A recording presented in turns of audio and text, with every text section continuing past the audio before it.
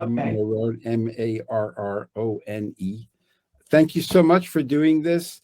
For those who are not familiar with the incredible work that you've done in agriculture and bioagriculture and restoring the health of the soil and natural pesticide, give a little bit of background on your journey and the companies that you've started and helped and proceeded, and why is it such a big challenge to get more money going to regenerative agriculture?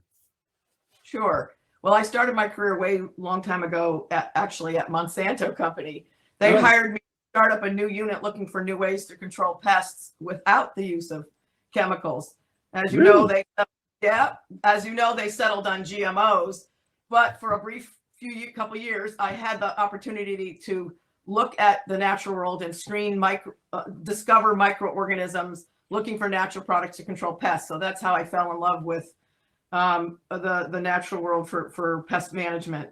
And so I was sitting at my desk, recruited by Novo Nordisk, big Danish company, Oh, yeah. to start up a company in Davis. So that was my first one, and we called it Entotech. They provided me the money, and my teams found about 55,000 microbes and looked at them for natural pest control. And they had some issues in their core businesses, and they sold us to our largest competitor. And then I started up AgriQuest and screened another 30-something thousand microbes and discovered a microorganism that controls plant diseases like mildews on crops. That is today the largest and most successful biofungicide on the market. It's called Serenade. It was found from a peach orchard in Fresno County, California. And the company was sold to Bayer Crop Science for $475 million in 2012, and they have since come up with new versions of Serenade and launched version 4 or 5.0, and it's very successful. But I had left and in 2006 and started up Marrone Bio Innovations, took it public in 2013. By the way, one of the only 32 women who have founded a company and taken her company public, and developed a much broader range of products for controlling insects, plant diseases, and nematodes, roundworms that feeds on the roots of plants, and also just products that enhance crop growth. So a much broader portfolio.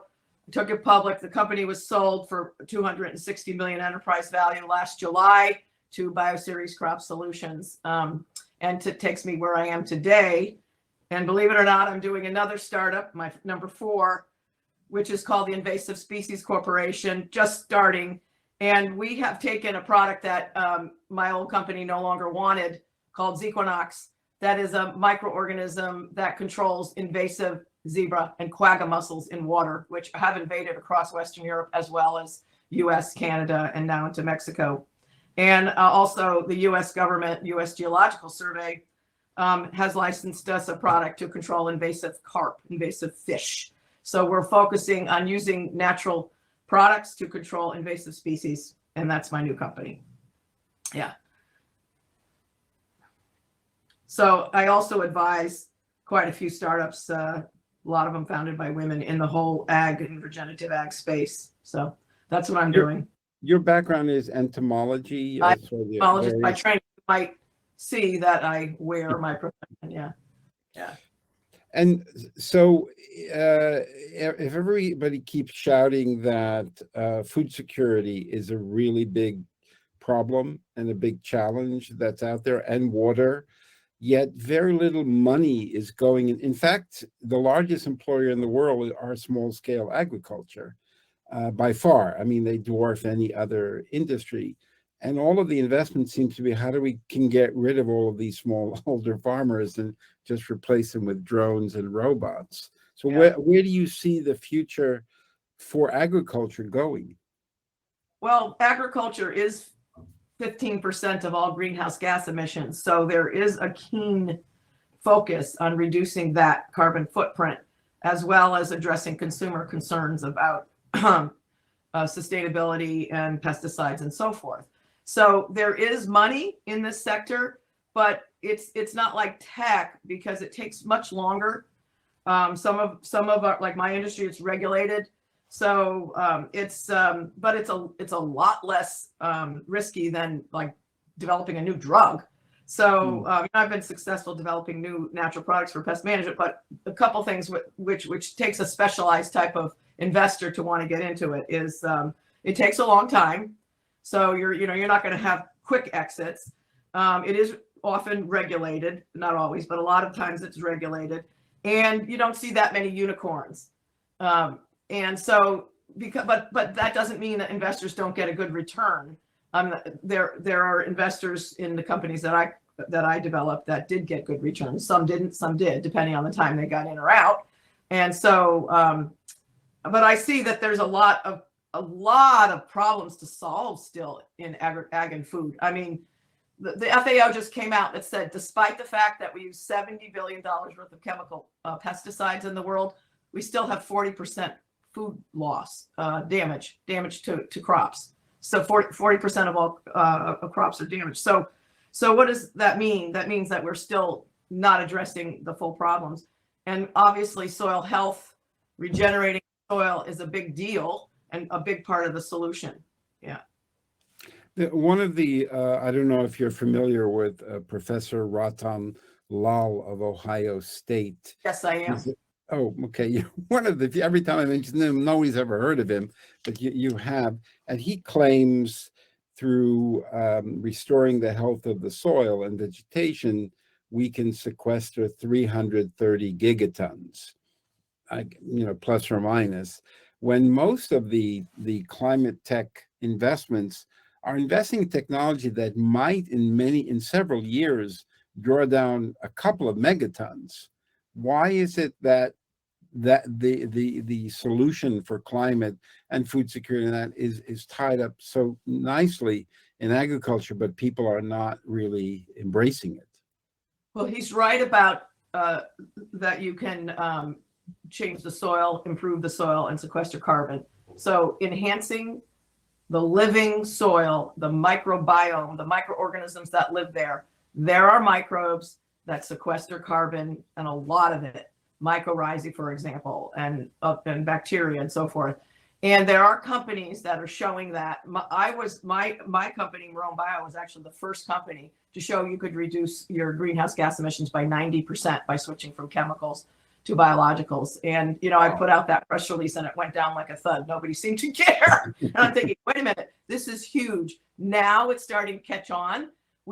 There's one company in the United States that has gotten third-party certifiers to convert farmers into a biological program and get carbon credits for it.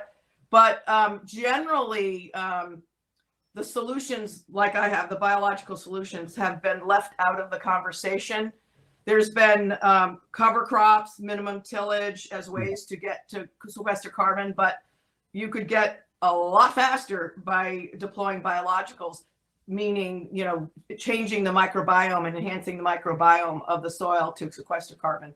So he's right about that. Again, there is money going into it. So there's billions of dollars going into it, but it is dwarfed by, other sectors like food delivery or, tech or, things that, but it's still a large amount of money relative to what we've had. I mean, I had to scrape and claw to find the kind of money that I raised for my companies. Now, there's still companies. There's a robust VC community that is investing into this kind of thing. Yeah. And with COP28 coming up, because I've been pretty active involved in trying to help investment in regenerative agriculture, it seems, except for RED Plus, for actual agriculture, small crops, there isn't a simple way of compensating farmers for restoring the health of the soil and increasing CO2 concentration in the soil. Is that true, or is that not true? For smallholder farmers, I don't see why we couldn't do that. I mean, I don't see why you couldn't have incentives to pay farmers to enhance their soil, just like they are starting to do here. I don't see why the size of the farm matters in that case, really. There's a lot of the mechanism I meant, that for verification and Oh, certification. yeah. You'd have to have a ecosystem around of third-party certifiers that come on. Yeah, I think that's possible, though. Yeah. Tanisha wanted to know, are there also efforts underway to see if there are techniques known in the indigenous population for pest or invasive species management? That's a really good question, and one I get quite often, because I served on the California State Sustainable Pest Management Work Group, which developed a roadmap for 2050 to move California's agriculture to sustainable pest management. And we had members of the tribes, California tribes, on our committee. And what was really special about that was that they brought up a number of, like, what is old is new again, a number of the new techniques in regenerative ag that are coming into play now are things that indigenous populations have done. Like, for example, I was in Chile and visiting the UC Davis has a center there, and we were talking about why there are a number of crops like tomatoes and peppers where the indigenous varieties do a lot better than the modern varieties. Why? Because they save the seed and they carry the microbes called endophytes, microbes that live inside the seed from generation to generation. And that indigenous knowledge is passed down, but also how to manage soil and regenerate soil. So I'm glad to see that there are now efforts to bring that knowledge back into modern agriculture. For the new company that you just mentioned that you recently started, what is their main focus? So the Invasive Species Corporation that I've just started, we're focusing on invasive species in water, like invasive carp and invasive mussels, zebra and quagga mussels in water, in open water lakes, and also pipe treatments for zebra mussels and quagga mussels. And so we have 2 microbes that control those species. We're also, as we started talking around and telling people about our new company, I started it with my old CFO from Marrone Bio. Everyone said, "Why aren't you working on weeds?" Because that's a huge, I mean, both aquatic weeds, which there's not very little to control, as well as terrestrial weeds. So we are setting up a AI guided to help us discover faster microbes, naturally occurring microbes, and the natural products they produce to control weeds. So we have both products and then a discovery platform for finding biological herbicides. Yeah. In Europe, there's an initiative by a Chinese woman who's been funding it as a nonprofit for eliminating the invasive species around coastal areas in Norway, to take away the sea urchin to allow the kelp to grow, because it grows very, very, very fast, and it sequesters carbon at a large scale. And another company called, I don't know if you know of them, Pure Salmon. So they build these massive salmon farms on land to control no microplastics and no sea lice and things like that. Do they, if they're doing these types of on land $400 million investment for salmon production, I think they have 2 or 3 in the US that they're going to build. Do they also have issues around invasive species coming into those type of control system, or is that only in open water?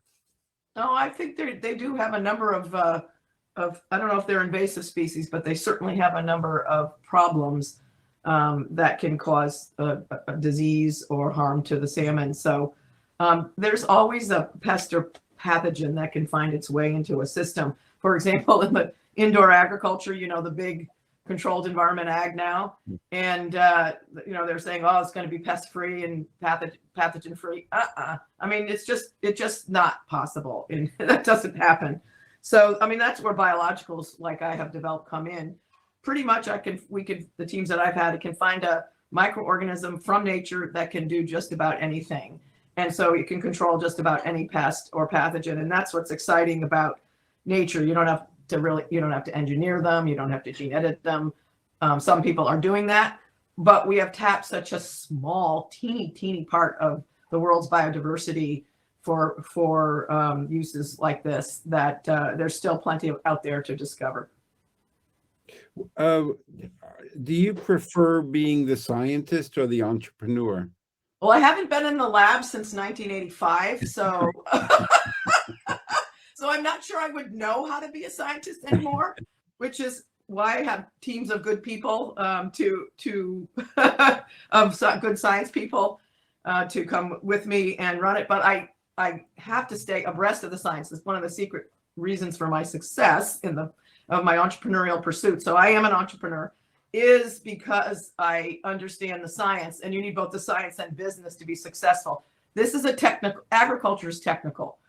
Pesticides are technical. It's a technical sale to the farmer. We provide technology to the farmer. You have to explain that. So because it's a very tech heavy business from the bio side, it is important to understand the science, and that's a secret to my success. And I remember when I was public, and I had a guy from New York says, "Pat," he says, "you're just a science project. Why should I invest in just a science project?" And that really touches the nerve, because being a PhD entomologist, I always tried to prove that I was a business person, and that PhD was a noose around my neck. So I just lost. I usually am very nice, and and would never even have harsh words with an investor. But I said, the reason that the company is successful is because of that science. I scienced up the whole industry, taking it from snake oils over to science heavy products that now can compete with chemicals. And then he hangs up the phone and said, just slams down the phone. And then 2 minutes later, I answer it. It's him again, and he goes, "I just bought 50,000 shares." Wow. So there you go. I mean, you need both science and business. Are the natural products that you developed as a replacement for pesticide, are they less expensive than traditional pesticide use? $300 million in 12 years to develop a chemical pesticide, and about $5 million and 4 to 5 years to develop a biological. Wow. So it's a dramatic difference, because we have a favorable system at the regulatory agencies, particularly right now in US and Brazil, where they tier it so that if you have no direct toxic effects in the first tier of toxicology testing, they're very well regulated. We have to do studies to show that they're safe or low risk, and but we have a tiered system that it's faster than chemicals. What type of investor were you able to attract? Because you had a lot of things against you, not the perception, no unicorns, women's led, et cetera, et cetera, et cetera. So who invested? What, without their names, what type of investor invested? Yeah, well, back in the day, when the internet was just when dating myself, it was just starting. We no had mobile phones. We had a big book of the National Venture Capital Association, and I went through that book and found funds. And so I can mention them, and they'd be okay to mention because they have. And Calvert, the Calvert Group. I was introduced by a venerable Silicon Valley investor, Don Valentine, who I cold call, who wasn't interested but referred me to Calvert, and so they were one of my very first investors in both companies. And Calvert Social Ventures. And I found the Social Venture Network. So that was a venture group, the very first group of investors and high net worth individuals and VCs that invested in women-led, minority-led, and environmentally responsible businesses. And so, and then Rockefeller & Company had a special fund dedicated to that as well. So I was able to find those. They were far and few between. I also had some pharmaceutical biotech company VCs that we were their first, probably only ag bio. So those were the types of investors. Then that was for AgriQuest. Then for Marrone Bio, a whole clean tech universe sprung up. And remember, clean tech was the big buzzword. Clean tech funds everywhere. So I was able to find a number of newly formed clean tech funds that were generally small in size to fund it. And then some of the big ag chem companies got in, like Syngenta Ventures happened to be one of our largest shareholders at one time, when they saw the potential for for biologicals. And now it just so happens that all the big companies are buying up biological companies. Syngenta owns Valagro, which was a company that extracts from seaweed and makes biostimulants that stimulate the growth of plants. Yeah. And the this new company that you started, Yeah. are your ambitions to make it as large as the previous company that you exited through an IPO? Hope so, because the problems of invasive species are very, very large. They're very big markets. And I think that we're solving some very big and impactful problems. Invasive species are the second largest cause of biodiversity decline after land use issues. And so it is very, very big. Invasive species are over $1 trillion worth of damage. There was a report that just came out a couple of weeks ago that said the damage to invasive species is as big as natural disasters all together. And so I was like, wow. So, I mean, we are going after very big problems. And surprisingly, I don't understand why biologicals haven't been deployed more for these problems. There are very crude ways to get rid of invasive species, generally physical means of, pulling out weeds and things, and then bark beetles in forests, which are maybe indigenous species, but are still bad, may not be invasive, called invasive, which are generally foreign, are just left uncontrolled. And, I don't understand that. So we're going to tackle some of these. But you're targeting kind of commercial farmers, not like someone who has a garden. Both. It just so happens that Marrone bioproducts have been deployed in the consumer lawn and garden market with a new brand. I took 3 of my products into and it's done extremely well. You can see them under the Arbor, ARBER brand in all the big box stores.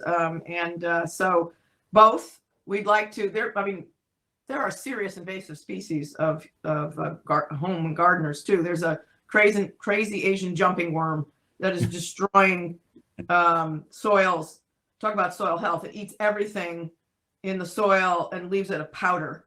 And these have come into the U.S. and are rapidly spreading. I experienced them myself in my mom's garden, large vegetable garden in southern Connecticut, and left her soil, which was beautiful, just totally dust. So they can be everywhere. Yeah, no, we're deploying our solutions. So that's the beauty of it. We can find a solution and then it can go into multiple markets. It can be, home and garden, forestry, industrial, and agriculture. Yeah, water. Is there any specific, because you have to kind of grow or I don't know, the technical process of creating these biological treatments? Are there any kind of risks of them escaping into the atmosphere and causing harm that wasn't originally intended? That's a very good question. But as I said, because we have a very well-regulated system, when you get one of these commercialized, you have to do toxicology and ecotoxicology studies. So we have to show that they're not harmful to fish, birds, lady beetles, lacewings, honeybees, and other beneficial predators, and also freshwater crustaceans. And so you have to prove that they're low risk. And if there was a damage to the ecosystem, you have to show that first before you can even put it out in the market. So that's the good thing about having regulations, and it's been well worked out. Yeah. Your market is mainly North America? No. We have global. There are invasive species in everywhere, and as I said, the invasive zebra and quagga mussels came from the Baltics, and then ended up going into Western Europe, and now have invaded most of the power plants across Western Europe, and same in U.S. and Canada, and they use chlorine and other toxic chemicals to clean out them. And so we're really excited about being an alternative. Our products are made in big vats, like you're making wine and beer, fermentation, but much faster process. And you harvest them, and then And it's you harvest them and then dry them, or you can use them as if they're stable in a liquid form, and then package them. And in the case of Zequinox, where you inject inside of a pipe, it is more expensive than chlorine. So what we're doing in the new company is you tweak the microbe. You can grow the microbe in a way that helps it to make more of itself and make it more potent. And so we need to do that to get it to the price of chlorine, and we think we can. And our goal would be to replace a lot of that chlorine. Chlorine creates a lot of toxic byproducts. It's not very good for the environment. And so that's one of the products we're working on right now. And are you, for the phase you're in now, are you raising money? We are self-funding ourselves, our co-founders, but yes, we're just starting out and getting out there and starting to raise money. Yep. You might want to look at, because you're selling everywhere, you might want to look at EIC, which stands for European Innovation Council. I'll give you access. We did a couple of master classes with them. So the EU had committed originally like 95 billion euro to this big startup fund. And they'll give you 2.5 million euro in grants, or up to 15 million euro in equity. Only startups, no funds. They don't have to be in Europe to apply, but if they get through phase 1 and they go through the process, then they have to have a European presence. And it's not, if you've applied for European EU funding before, do it yourself. If you haven't, do it with someone. It's not that expensive, and they can guide you through that process. But particularly 2.5 million euro for a startup, for a grant, is quite a lot of money. They're very focused on technology innovation. There's got to be technological development and innovation there. So it's not only about job creation. There's got to be job creation related to that. So I'll send you the link, and you can watch the master class of that. And the guy that did that, he's quite good, and it's very inexpensive to go through that. I wasn't aware that companies outside of Europe could apply for it, because I'm chair of the board of a French company called Illicit Plant that is taking natural plant compounds and dramatically reducing water stress of crops. And they applied for this and got it. But it was great. But if you're in the UK, you can only get the grant. You can't go for the equity because of Brexit. But it's for Europe, Switzerland, Israel, Turkey, Armenia. But if you get through the process, you do have to have a European. You don't have to be producing in Europe. Yeah. You must have a presence in Europe. Well, we actually will be producing Zequinox in Europe, because our contract manufacturer happens to be in Germany, and so I think this might be a good one for Zequinox, because the mussels are invaded across Europe, and there's a lot of interest from power plants and just open water restoration for getting rid of those invasive mussels. So that's a great idea. I did not know that it's even possible. Yeah. It's quite. People kind of give up because they say, "Oh, the EU, it's horribly bureaucratic," and then I tell them, "Okay, well, how many people do you think work in the entire European Commission?" All of them added up. So it's like 35,000, which is less than work at the Ministry of Finance for Belgium. So it's a very small group, but they're reasonably efficient, except with two different parliaments going back and forth. We're coming toward the end. What can we do to help you? Well, I think that this interview is one way. It's great to have you do this for me, so I can talk about what we're doing and get the word out about the fact that biological solutions are there. Yeah. And they've been proven. They're ready for prime time, and they can reduce toxics. They can help soil health. They can rehabilitate environments. They can also provide a return on investment to the customer and the user. So there's not just the environmental benefits, but also it's proven now that they can be profitable.